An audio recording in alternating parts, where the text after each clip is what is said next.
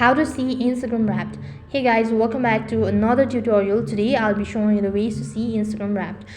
So in order to see your Instagram Wrapped, it's not available on Android devices. So the particular feature is only going to be available on iOS devices, and it is also only available in certain part of the world. So if you want to see the Instagram Wrapped, what you'll need to do is, first of all, you need to link your Instagram account. So first of all, you need to download the Wrapped for Instagram on App Store. After you've done that, you need to create an account, do all sort of thing, and link your Instagram account with the Wrapped. After that, launch your Instagram Wrapped and follow the user-friendly on-screen instructions to securely connect your Instagram account to Instagram Wrapped. Once your Instagram account is linked, the Instagram Wrapped will kickstart the process for generating your personalized. In this way, you can see Instagram Wrapped. That is all for this video. I hope the video was helpful. Make sure to like, share and subscribe to our channel.